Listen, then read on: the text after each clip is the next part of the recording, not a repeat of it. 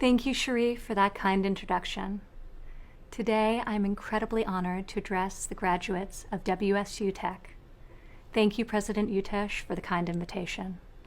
It has been a pleasure to work with you over the last several years, and we are grateful for your service on the President's American Workforce Policy Advisory Board.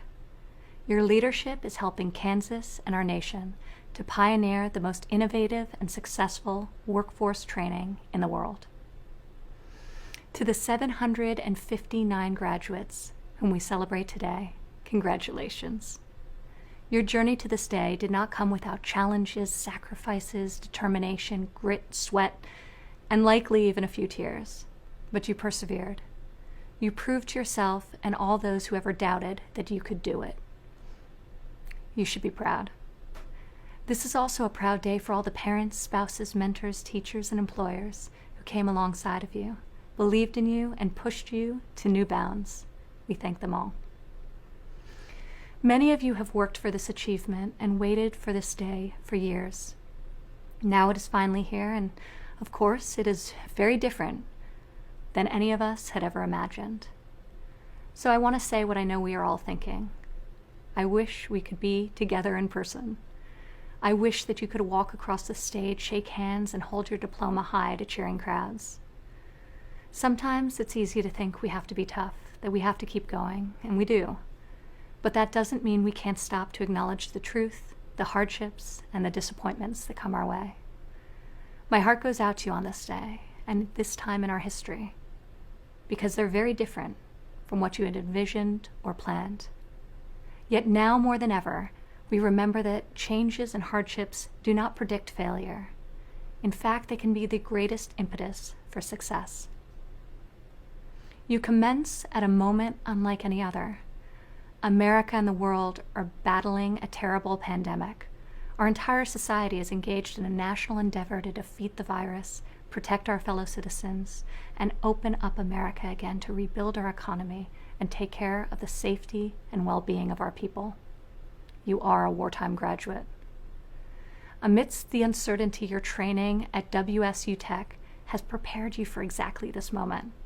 When I came to your campus last fall, I learned your mantra: building success with your own hands.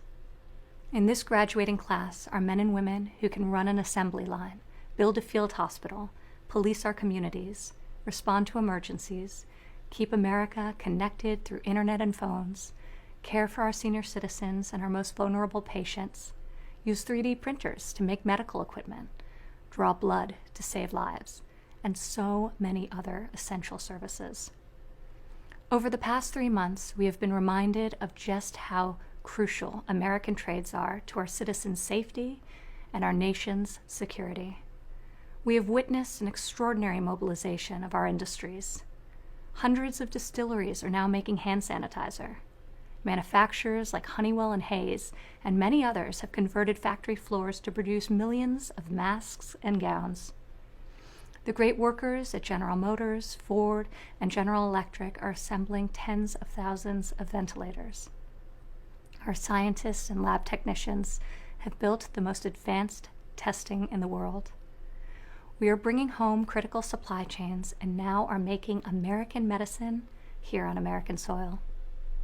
Our nation is beating back the virus through the strength and skill, muscle and might of the American worker. We have also seen the importance of job training and reskilling as workers have quickly transitioned to meet new demands, such as building up the greatest medical arsenal in the world.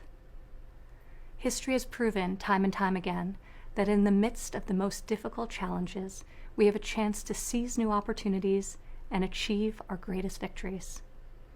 In 1665, during the Great Plague of London, Sir Isaac Newton was a 23-year-old student who was required to leave his college campus. He self-isolated in his childhood home for months on end.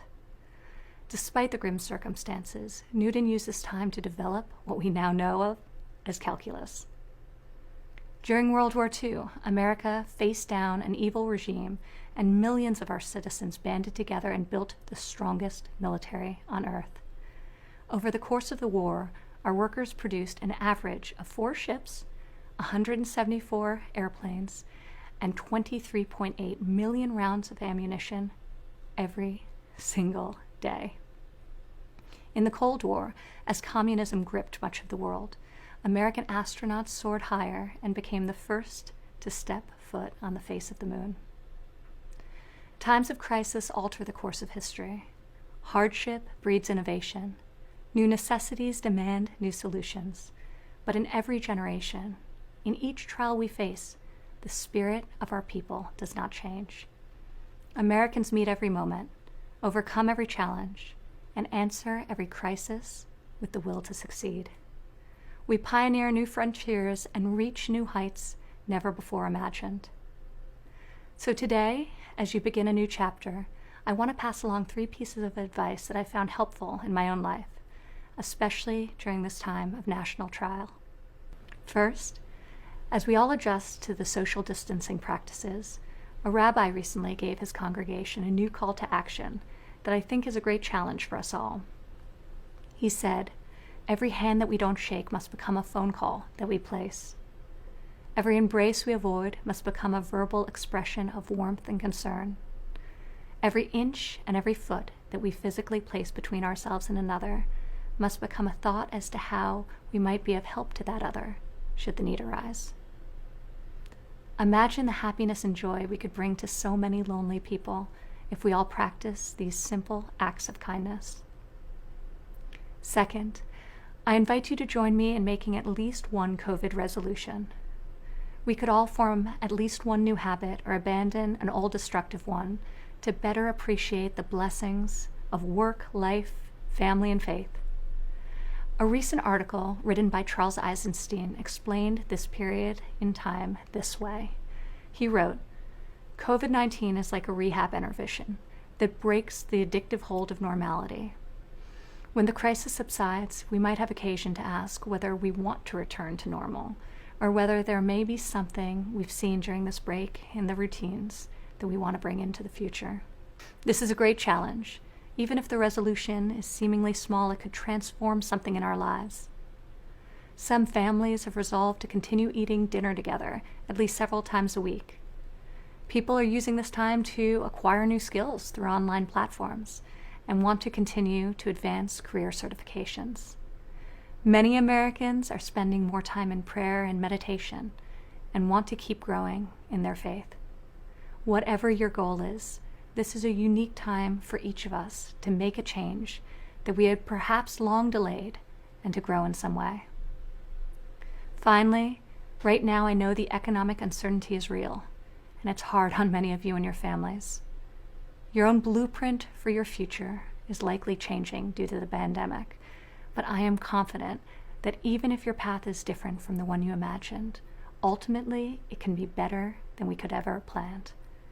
In my own life, I found that my greatest personal growth has arisen from times of discomfort and uncertainty that one can only really appreciate in hindsight.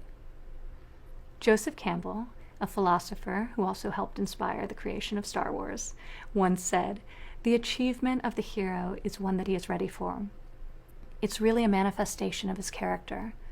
The landscape and conditions of the environment match the readiness of the hero. The adventure that he's ready for is the one that he gets."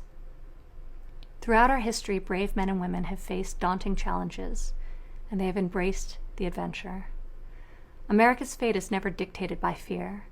Our future is written by the love and the courage of our citizens. No person will be unchanged from living through this present hardship, but I am confident that the bonds between us will be stronger.